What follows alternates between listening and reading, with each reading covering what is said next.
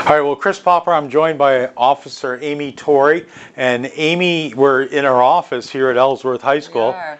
Amie is the new school resource officer for the Ellsworth School Department. So you're spending some time here at the high school, and the majority of the time here at the high school. Yep, my majority of time will be here. Okay. And then I have the Ellsworth Elementary Middle School and HCTC, but majority of it will be here. This is where my office is. This is where the base is.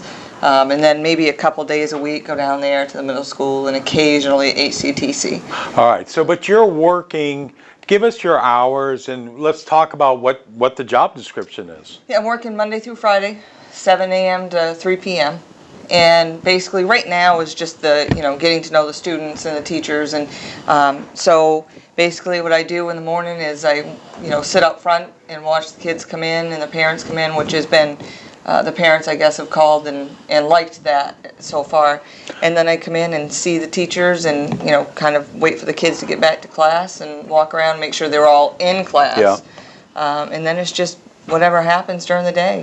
So when you say you sit here, you have a cruiser that's here. Right, yep. And I mean, so there's a marked car. Yes. And you are in full uniform. Right. With, I mean, let's talk it. You've got your bulletproof vest on. Right. You have your service pistol. I do. Or revolver, or whatever, service, whatever they call it nowadays. You've got a taser. I mean, you are, so, because also in the event that there was an emergency outside of the building, right, you could be called for that as well. Right. I'm still a sworn officer with the City of Ellsworth Police Department. Right. And I can take overtime shifts like this last Sunday I did. And so it's not like anything's taken away. I'm just assigned to the schools. Okay. So why did you apply? Because this was a competitive position. It's Right. not like they said, okay, Amie, you're leaving patrol and you're going to go to become the school resource officer. Right. You wanted to do this. I think it's, I've been doing this for going on 20 years, and I think it's a good step in my career to, I've worked the road for 20 years. It's something different. It's something new, and I think that, I like the idea of being with these kids, and if one of the kids needs somebody, to rely on or somebody to talk to outside the family or outside friends, I want to be that person. Okay. And it's kind of one of these things where if you help just one person, you save just one person, you say save, Right. I have a teenage daughter that's a freshman, and I have a 7-year-old son, and, I want that to be somebody, if they could find somebody like that. So that's primarily why I'm here. Are they in the Ellsworth schools? My daughter is in Lawrence. Okay. And my son is in the elementary school, Okay. first grade, which he thinks this is completely cool for now. Right now he thinks it's pretty cool. Right. So when you walk the halls. I do. Yep. And do you have office hours, or are you? I mean, kids can catch you whenever, or right. Do you walk into classrooms? I haven't yet. Yeah. I think it's just getting used to them seeing me. Occasionally I just had the art teacher come in, and she, invited me in anytime. Right now it's just the kids getting used to me being here, me interacting with them. The first day you could see them, they didn't have anything, they were kind of standoffish.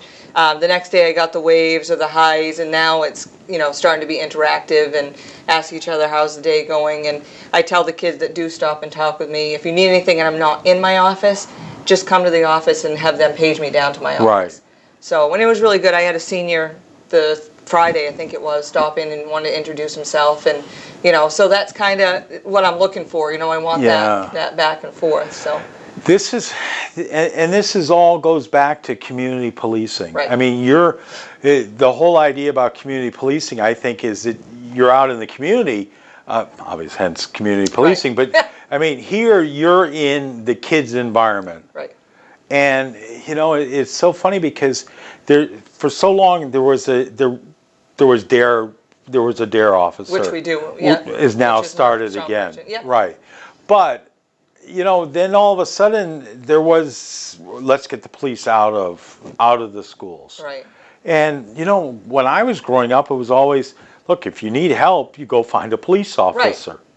Right. And there just seems to have been that lack of, I don't want to say trust, but I don't know what the exact word. Maybe it is trust, and it's because of parents not being, oh my God, you have a police officer in there, and they're going to be searching. They're going to be, and I mean, you have to uphold the laws, but at the same time, you're not going out there saying, "Let me catch you drinking. Let me catch you smoking." That's not why I'm here. Right. I mean, obviously, like you said, if there's a violation, then you know what I mean, I'm not just going to let it go. But that's not my primary focus, and that's not my primary job here. Right. Especially nowadays, there is that, trust issue, and that we're looked at as, bad or whatever, and I don't want that. I want there to be that, connection. Right. And that sure, there are police officers that, aren't good police officers as far as that goes, but the majority of us are good people, and we're not just police officers. I'm a mother, I'm a daughter, I'm a normal person, and I want that to be relayed to them too, so they don't feel like, they can't talk to us, or they can't, because we go out to eat, and you have the little kids that the parents say, you be good, or I'm going to have them take you to jail, and it's like, unbelievable to hear that. I know. And that's another reason why the elementary, middle school, you get them that young, and it's just, I went over there, I don't know if it was Thursday last week, and, they were all amazed. I had one kid run up and hug me like I was related to him. I'm like, oh, all right. Right. But, it's one of those things that, we're human, and we want to relay that to the kids. And I want that connection, I want them to see that they can come to us. Each CTC's got a great criminal justice program, and I know that there are a lot of kids that have gone down to Thomas for law enforcement, to other schools, whether it's Husson or. Look, there's an opening right now in the Ellsworth Police Department. Right.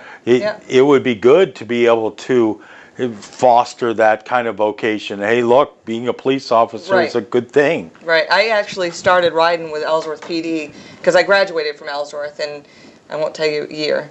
You've been 20 years, you said, as a patrol. So, look, it was after I graduated high school, so don't worry about that. So I started riding with Dottie Small my freshman year, and I first time I rode, I was just, that was it. That's what I wanted to do. And so I think getting them at this age, because a lot of people will say they do want to do it, but they don't know until they get into it. And then, like I did, I got into it and decided that I loved it. Right. And the program that they have at HCTC is that they come ride with us. And I had, it was Lauren Keefe at the time, but she would come ride with me, and we talked about it, and she said that, I was like her mentor, and she ended up going to Thomas. And she graduated from there, went to the academy, graduated from there, and now she's working full-time for Waterville PD. Yeah, which is fantastic. It really was. It was like, and she had me pin her at the academy, so it was, it's good to see that. It feels good, and that's another reason why, we're here doing what we do. Yeah, so. and it's nice for it to be able to come full circle like that. Right. You used to be a canine officer. I did. Tell us a little bit about that. For 6 years. I started in Fairfield PD in '97, and I just got a dog when he was 13 weeks old. Kilo is what we named him.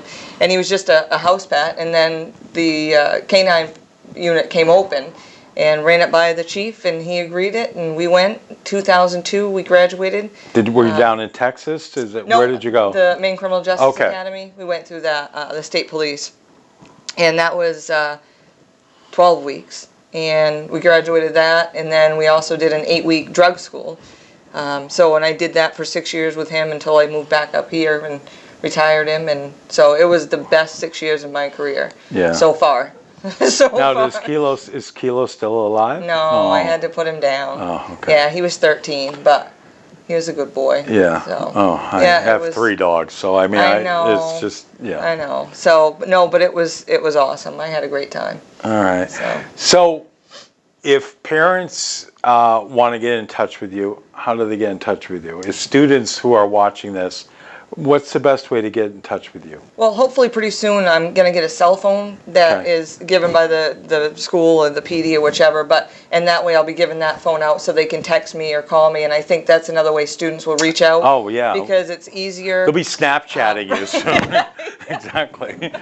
I have a friend of mine who's a resource officer in Oakland that's been one for 10 years, and he said that's just been, Yeah.